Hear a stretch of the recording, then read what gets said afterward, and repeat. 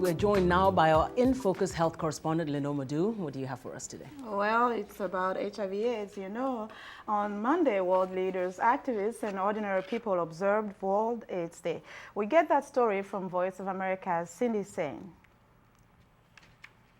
33 million people around the world are living with HIV, the virus that causes AIDS. Leaders and AIDS activists have been observing the 20th anniversary of World AIDS Day. In Washington, President Bush marked the day. Once again this year, to observe World AIDS Day, there is a red ribbon on the north portico of the White House. The ribbon is a symbol of our resolve to confront HIV/AIDS and to affirm the matchless value of every life. Mr. Bush says his administration has met its goal of treating 2 million people living with HIV/AIDS by the end of the year. The president's emergency plan for AIDS relief is widely recognized as a great achievement. President-elect Barack Obama praised Mr. Bush's efforts and pledged to continue the fight. UN Secretary General Ban Ki-moon spoke via webcast to a World AIDS Day event at the National Press Club in Washington.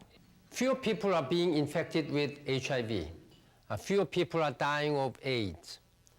This success owes itself to people all over the world who are taking the lead to stop AIDS. Two of those leaders who are living with HIV also spoke at the press club. Thembi Nkambule is an AIDS network coordinator in Swaziland. Swaziland has a population of about 960,000 people. Nearly 20% of the nation's population is estimated to be living with HIV. Janabi Goswami of India says she has been stigmatized because she carries the virus.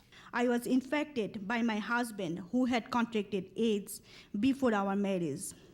A fact that my in-laws had concealed. I found out the month of later my husband died from the mysterious disease. By then, I was thrown out of the house by my in-laws. Goswami said her baby daughter also died of the disease. The activist said people living with the disease should have a greater role in global efforts to treat patients with the virus and to prevent its spread. They said women and young girls are especially vulnerable and should be the focus of prevention. Cindy Sain, VOA News. Well, joining me from Washington, D.C. is Mr. John Hassel. He is the director of the Washington office of UNAIDS. Mr. Hassel, thank you so much for joining us. Thank you for inviting me. Tell us what were some of the major highlights of this year's World AIDS Day. Well, World AIDS Day started as a grassroots movement, and it's a day where we spend some time looking at what has happened and in the past and what we can do to change the future. It's a day of recognizing the grief and loss that we've experienced in this epidemic, the worst epidemic ever to hit humanity. And it's a way of looking at what we need to do for the future. 33 million people are estimated to have HIV. Last year, 2007, we estimate at UNAIDS that there were 2.7 million new infections and 2 million deaths.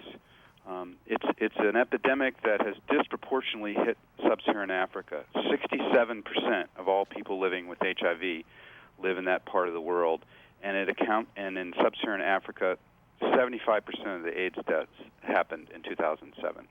Obviously, Africa is very much impacted by this pandemic. Now, this year's, the 20th year of World AIDS Day was focused basically on leadership. Tell us about how this resonates for the continent of Africa. Well, Africa has really inspired many of us in the AIDS movement because it has demonstrated that we need a multi-sectoral response. And that's a fancy word for saying we need everybody. We need everybody from all sectors of society, from business to academia to the grassroots movements, from faith-based organizations. Everyone needs to pitch in and do what they can to not only put more people on treatment, and we've seen an enormous amount of accomplishment in that area, but also to make better strides at prevention.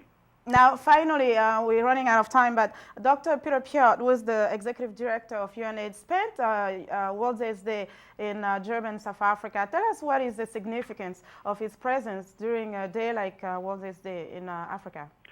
Well, in sub-Saharan Africa, the country that bears the toughest burden is South Africa.